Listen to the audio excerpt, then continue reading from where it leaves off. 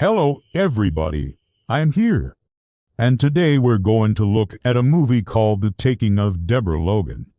This is an found footage horror movie that was written, directed by Adam Wingard, and produced by Oren Peli, who also produced the Paranormal Activity franchise. This came out in 2013, and it was fairly well received. It grossed over $47 million worldwide against a budget of $1.5 million. Ho, ho, ho!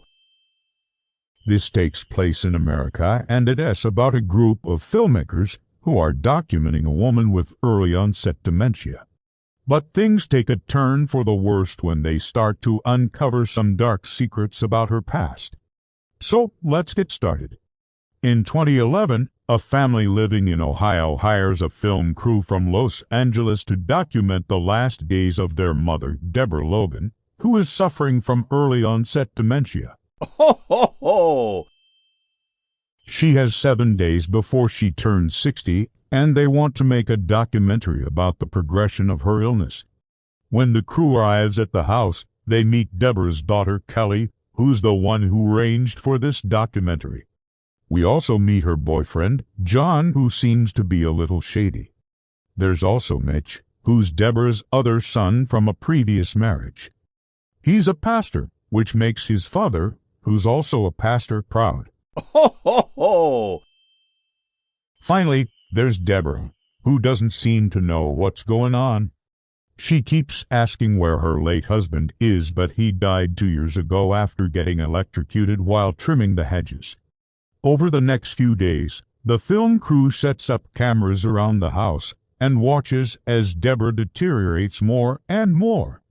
They're trying to capture something interesting for the documentary, but so far nothing out of the ordinary has happened. Ho, ho, ho! On the second day of filming, though, they do manage to capture something strange. They were looking at footage later and realized that there was a mysterious figure that walked across the lawn, but they didn't see anyone when it was happening. The director of the documentary decides that they should try to find this person because it could really spice things up for the documentary. But Kelly and John don't like this idea. Ho, ho, ho! After the mysterious figure incident, things begin to rapidly deteriorate. One night, the power goes out, and when the backup generator kicks on, the camera monitoring Deborah detects movement. They find her missing from her bed and covered in scratches.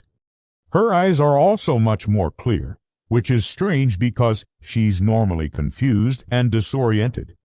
The rest of the night is spent searching for her and praying. And eventually they find her in the basement crying and saying, "He's back." Ho, ho, ho! After this, Mitch decides to leave because he feels that this is all just wrong and that he can't help. The next morning, they find more scratches on Deborah's arms and legs. And later that day, Kelly reveals to the crew that she hasn't been sleeping at all because she hears strange noises throughout the night, specifically footsteps in the attic. That same evening, Kelly and John go upstairs to investigate the sounds, but they can't find anything. Ho, ho, ho! The sound is heard again the following night, but this time the camera crew manages to capture it. They decide to confront whatever is making the noise, but they can't find anything. While investigating, the director trips and hits his head. And when he goes to get up, he sees a strange symbol drawn on the floor. Over the next few days, Deborah becomes increasingly worse, and Kelly's behavior begins to change. She starts acting very cold and distant towards her mother. Ho, ho, ho! Eventually, Deborah's health deteriorates so badly that she has to be taken to the hospital. In the car ride there, Kelly tells the crew that she will keep them updated on her mother's condition, but they should probably go home now because they've captured enough footage. Later that day, John calls the crew over to watch Deborah's hospital room camera. At first, everything seems fine, but then suddenly Deborah sits up in bed and looks directly at the camera. Ho, ho, ho! The next day, the crew receives a call from Kelly saying that Deborah is doing better and that they should come back to the house to collect their things. When they arrive, they notice that Kelly's car is missing. They also notice that the house is strangely quiet and they don't hear any sounds coming from inside. They walk in and notice that the front door was wide open. As they're walking through the house, they notice that all of Deborah's personal items have been removed. Ho, ho, ho! The only thing left behind is a single pair of dentures. As the crew is packing up, they hear noises in the attic again. The director grabs a crowbar and heads up to investigate. As he's walking through the attic, he finds a hidden passageway. He goes through it and finds himself in a strange room filled with occult symbols. In the middle of the room is a book with a DVD case glued to it. He opens it up and finds a message saying, "This is Deborah Logan. She never stopped deteriorating." Ho, ho, ho! By the time we got her to the hospital, it was too late.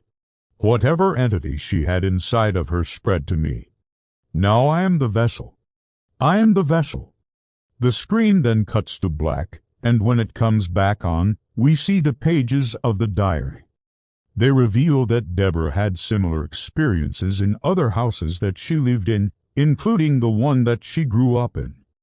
The entries become more and more incoherent, and the handwriting gets worse and worse until it eventually becomes unreadable. Ho, ho, ho!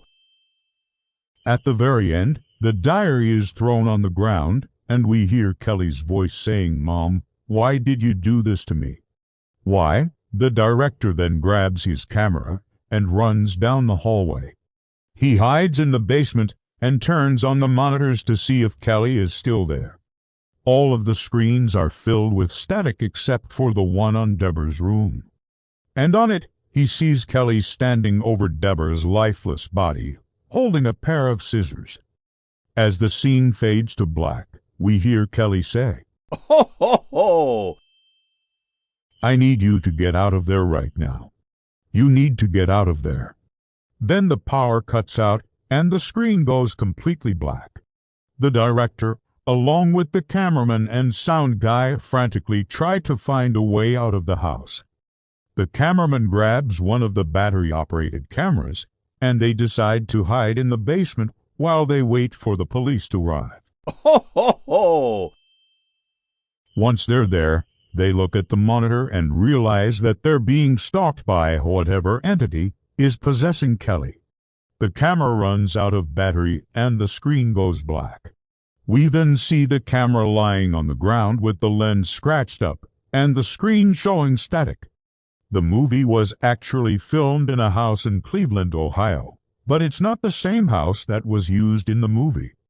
That house no longer stands. It was torn down. Ho, ho, ho!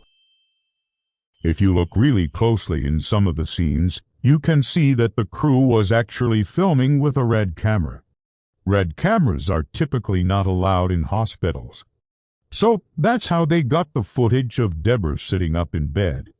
If you like this movie, I'd recommend checking out another movie called The Visit. It's also a found footage movie, but it's much more fun and entertaining.